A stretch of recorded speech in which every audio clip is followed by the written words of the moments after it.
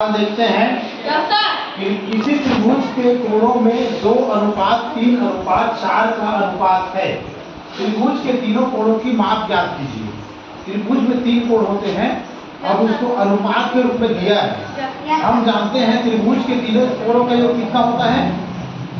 180 होता है। तो हम यहाँ पर अनुपातिक नियतांक मानेंगे, इसको हम मानेंगे x। माना x अनुपातिक नियतांक x है।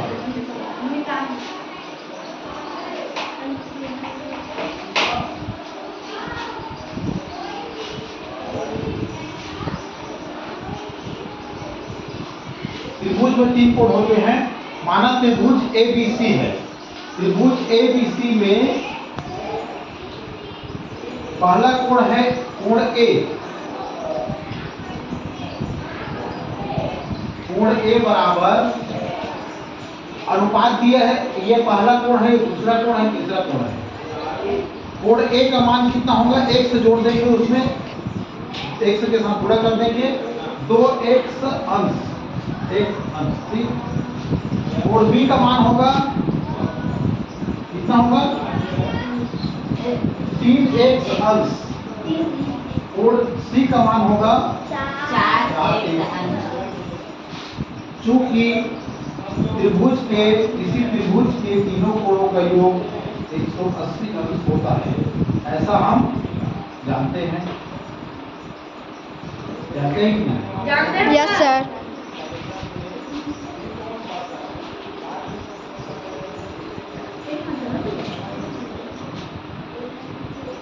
होता है।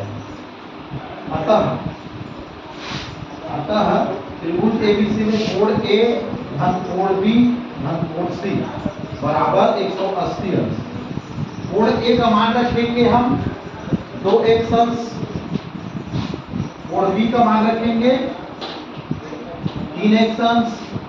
कोण C का मान रखेंगे 4x बराबर 180 अंश। 2x 3x और 4x तीनों को जोड़ेंगे, कितना आएगा? 2 3 5 5 4 9 9x अंश बराबर 180 अंश। अब हम x का वैल्यू निकालेंगे, तो 9 इधर गुणा हो रहा है x के साथ, 75 करेंगे तो जाकर 180 से भाग करेगा। x बराबर 180 बटे 9। x अंश बराबर 9 दूनी 18, 9 से 9 शून्य, तो x का मान आया 20 अंश। ठीक। अब कोण A का मान, अतः कोण A बराबर 2 गुणित 20, x की वैल्यू रखेंगे 20, तो 2 गुणित 30 कितना होगा? 40 अंश। कोण B का मान होगा 3 गुणित 30, तो ये हो जाएगा 60 अंश।